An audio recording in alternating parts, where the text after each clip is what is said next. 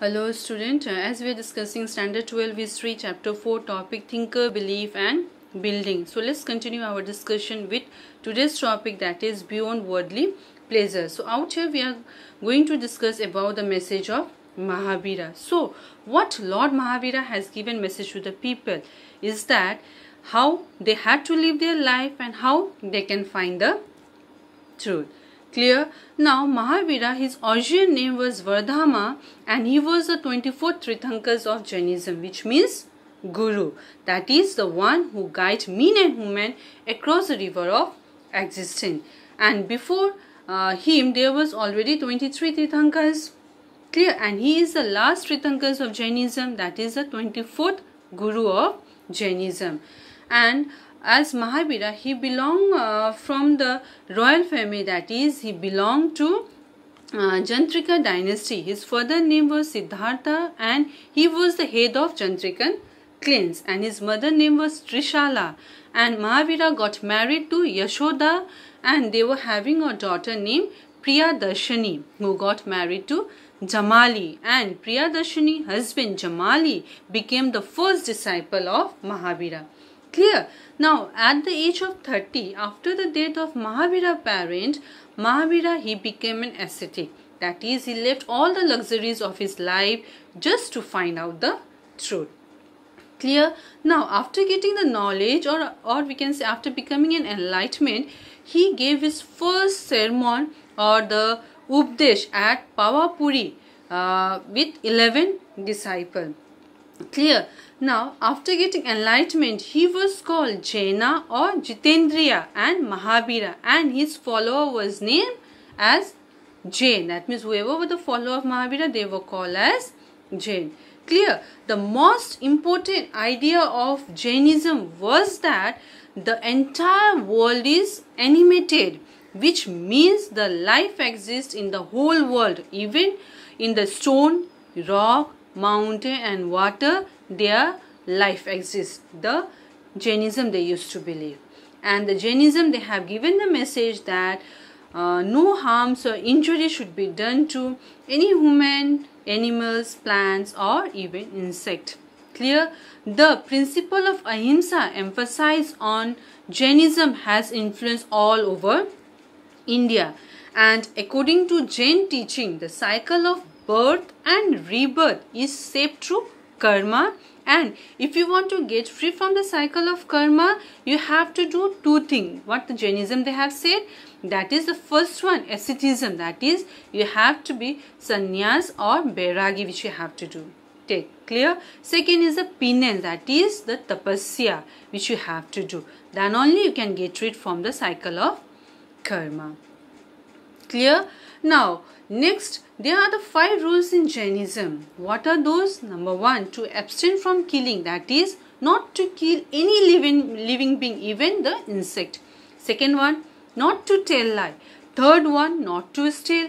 Fourth one, not to possess property, that is the one who had chosen the path of asceticism, they have to live all their luxurious life.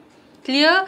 And the last one, the 5th one, is to observe celibacy, that is, which we call in Hindi brahmachari, that is not to get married. So this was the 5 rules of Jainism.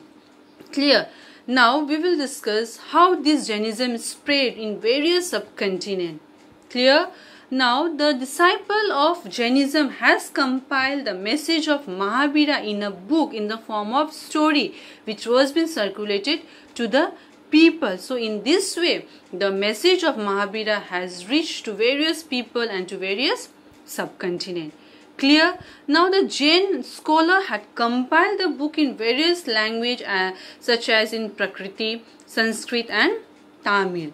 Now there was a competition to Brahman just because their texts such as the Dharma Sutra and Dharma Shastra, their alternative was present, as the people got the direction to keep themselves away from the existing supernatural thing and to find the truth. Clear? Now gradually what we see is that Jainism began to spread in various parts like Maharashtra, Karnataka and Tamil Nadu. And the follower of Jainism, what they have done, they have created a stone statue where they have wrote the message of Jainism. Clear about the Jainism? Now next we will move on to the Buddha and the quest of enlightenment. Out here we will discuss about the life of Buddha. So the Buddha was born in 563 BC at Lumbini near Kapilavastu in Nepal. You must remember this. Where he was born? At Lumbini near Kapilavastu in Nepal. And his further name was Suddhodana, who was a Saka ruler. That means Gautam Buddha belonged to Saka dynasty, and his mother name was Mahamaya, who died after 7 days of his birth, and he was being brought up by stepmother named Gautami. Clear? Now, his father came to know from Rishi that his son is going to live all the luxuries of his life at a very early age. So, his father became very worried. So, what he did is that whatever facility his son need, he has made or he has provided in the palace. Even the best education also he has provided in the palace, so that his son should not go outside the palace, should not mix up with the outside people, and should not know about the outside world reality. Yeah. And even for this, his son was being married at the very early age, and that is at 16 years of age only. Gautam Buddha got married with Yasodhara, and he was having a son named Rahul, as to keep him busy in his marriage life.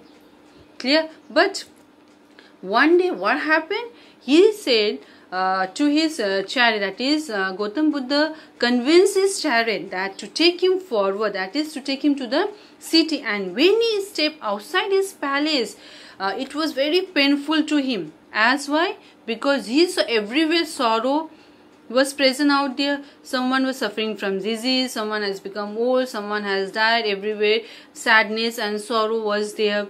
But out there in the way, he met with one person who has taken asceticism, and he was old and suffering from disease. But in spite of being old and suffering from disease, he was very happy, as he was not having home, not even anything. So he was not being tense. So he was very happy.